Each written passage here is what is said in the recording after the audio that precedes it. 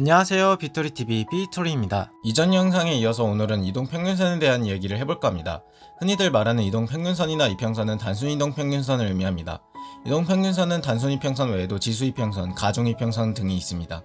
하지만 오늘은 그 중에서도 단순이동평균선에 대해 다뤄보겠습니다. 이평선은 이미 지난 과거의 가격 평균을 이용해 가격의 이동 방향을 분석하려는 후행성 지표임을 알고 계셔야 합니다.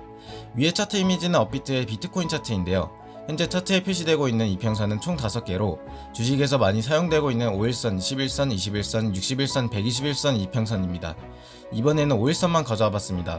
주식시장은 주말에는 장이 열리지 않기 때문에 5일이 결국 일주일을 의미하는데, 암호화폐 시장은 개장이나 폐장이 없이 24시간 365일 내내 거래가 되므로 7일, 14일, 28일, 90일, 150일처럼 취향에 맞게 설정해 사용하기도 합니다. 참고로 저 같은 경우는 7일, 28일, 90일 설정값을 좋아하는 편입니다. 일주일간의 평균 매매 가격선인 5일선은 단기 매매선 또는 5일선이라고도 부르는데요. 단기 추세를 파악할 때 사용됩니다. 실제로 캔들과 거의 유사하게 움직이는 것을 볼 수 있습니다. 여기서 핵심은 A와 B처럼 5일선 위에 봉이 존재하는 경우와 C와 D처럼 5일선 아래에 봉이 존재하는 경우가 있습니다. 이는 현 주가가 일주일간의 가격과 비교해 높은 편인지 낮은 편인지 알 수 있습니다. 이렇게 5일선의 기울기가 양의 값이면 상승 추세임을, 5일선의 기울기가 음의 값이면 하락 추세임을, 5일선의 기울기가 수평에 가까우면 횡보한다는 것을 알 수 있습니다. 21선 같은 경우는 5일선이 일주일을 의미하는 것처럼 한 달을 의미하는데요. 21선은 보통 심리선, 중기매매선 등으로 불립니다. 생명선이라고도 불리는 21선은 상승 추세가 살아있다면 주요 지지선 역할을 하기도 합니다. 61선은 마찬가지로 세 달을 의미하는데요. 61선은 다른 말로 수급선, 중기적 추세선 등으로 부릅니다.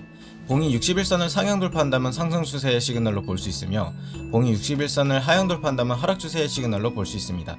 위에서부터 차례대로 5일선, 21선, 61선으로 배열된다면 이를 정배열이라고도 부르는데, 정배열인 상태에서 하락 조정이 온다면 61선이 주 지지선 역할을 하는 경우가 많습니다. 6개월간의 평균 매매선에 해당되는 121선은 장기 수세선이나 경기선으로 불립니다. 이는 경기보다 6개월 정도 선행하는 것으로 보고 이러한 점이 반영된 이평선이라고 해석합니다. 121선의 돌파나 붕괴는 본격적인 추세 전환으로 봅니다. 여기까지 이동 평균선들의 특징에 대해 알아봤는데요. 추세의 변화를 압축하여 표현된 보조지표인 만큼 이평선의 돌파, 붕괴, 기울기 등을 살펴보면 추세의 변화를 해석할 수 있습니다. 가격 평균의 기간이 짧을수록 시장의 움직임에 예민하며 길어질수록 둔해집니다.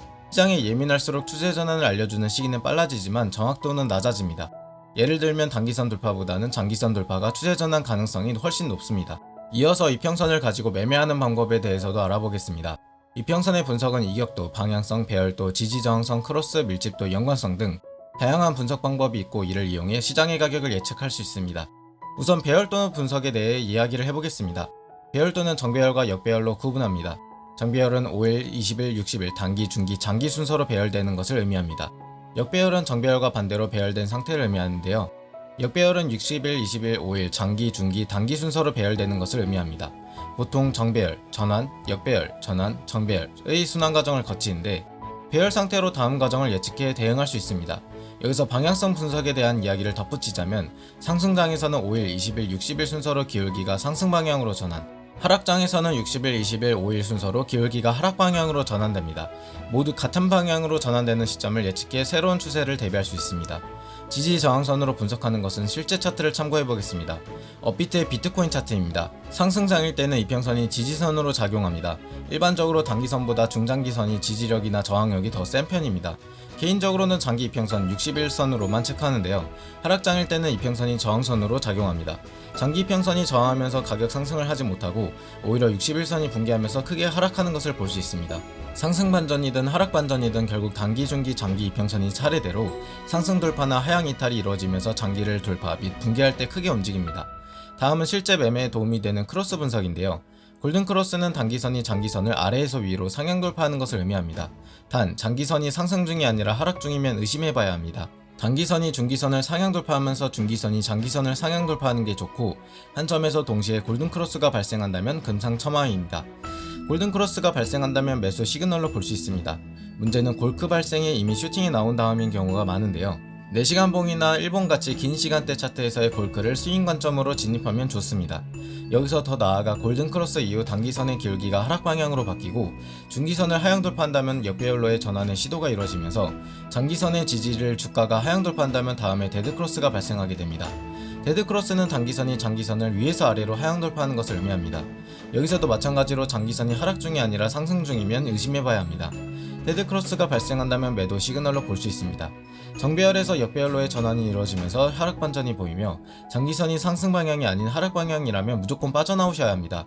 특히 짧은 시간대의 차트에서는 추세 반전을 시도하며 상승 반전이 나올 수도 있겠지만 일봉, 주봉 순으로 데드크로스가 발생한다면 대부분의 경우 제도 예약할 기술력이나 공시가 있지 않은 이상 차트는 붕괴됩니다. 추후에 충분한 물량 매집 이후에 주가를 올릴 수도 있습니다만 시간이 오래 걸립니다. 보통은 메이저, 준메이저 종목이 아니라면 다시 골든크로스가 발생할 때까지 관망하는 것이 좋습니다.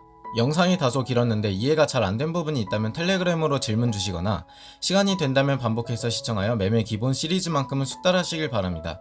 영상이 도움이 되셨다면 구독과 좋아요, 알림 설정 부탁드립니다. 감사합니다.